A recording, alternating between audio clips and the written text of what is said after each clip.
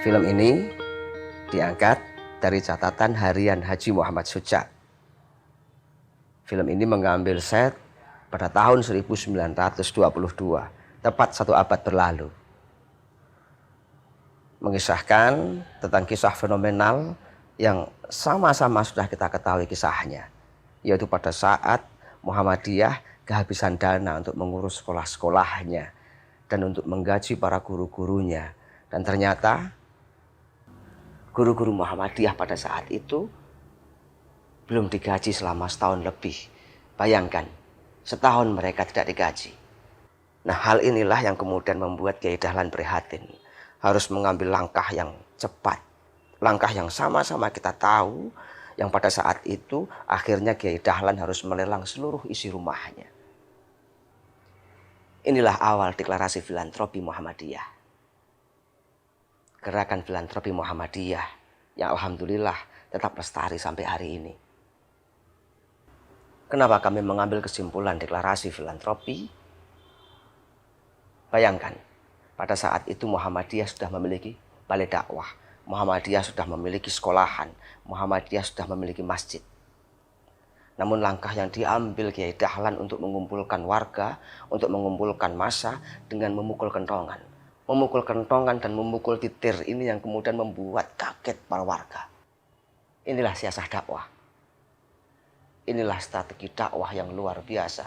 Strategi dakwah yang mampu menggerakkan umat.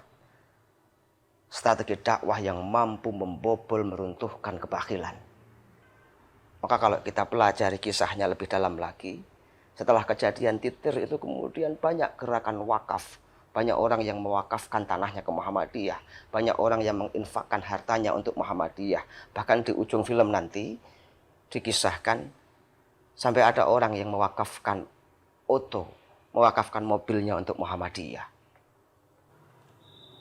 Sahabat Kultum Cinema, film ini diawali dengan opening menggambarkan keadaan kelas di pagi hari. Terlihat 4 orang, 4 siswa yang sedang membersihkan ruangan kelas. Dan terlihat di sudut kelas, terlihat seorang guru yang sedang menulis sesuatu. Kemudian ia tempelkan di dinding. Nah, di situ kita akan mengangkat pesan mulia dari Kiai Dahlan. Hidup-hidupilah Muhammadiyah dan jangan mencari hidup di Muhammadiyah. Ini adalah pesan mulia. Ini adalah seruan jihad. Berjuanglah dengan sungguh-sungguh untuk Islam tanpa tendensi, tanpa pamrih.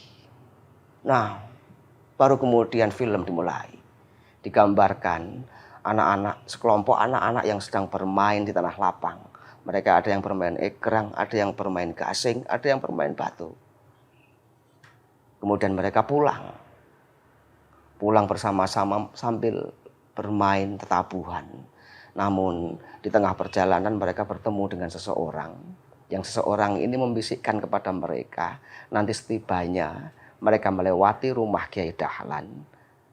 Orang ini meminta agar tetabuhannya diganti. Diganti dengan nyanyian Kiai Kafir, Kiai Kafir, Kiai Kafir. Melihat tingkah pola anak-anak ini, Kiai Dahlan tidak marah. Justru beliau malah menari, mengikuti irama tetabuhan dari mereka. Nah, melihat reaksi Kiai Dahlan yang tidak marah ini kemudian membuat anak-anak menjadi bingung. Nah, di tengah anak-anak yang sedang bingung ini kemudian dimanfaatkan oleh Kiai Dahlan. Ia panggil mereka, ia ajak mereka untuk duduk bareng. Kemampuan berbicara Kiai Dahlan, kemampuan mendekati anak-anak Kiai Dahlan ini membuat mereka simpatik. Kiai Dahlan tidak melihat dengan kemarahan.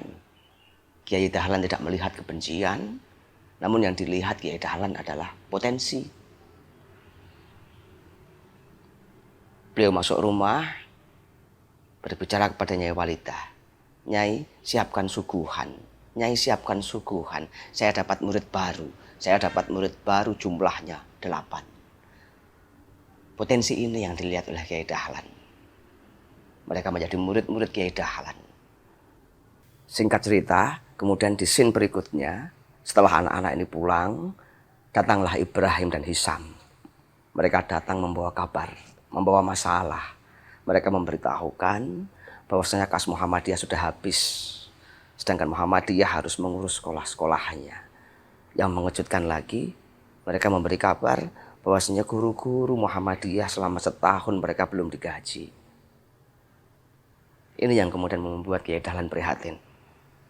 Kemudian Kiai Dahlan berkata kepada Ibrahim dan Hisam, antarkan saya besok melihat mereka. Terang saja, begitu Kiai Dahlan melihat mereka, tidak tampak dalam raut wajah mereka beban.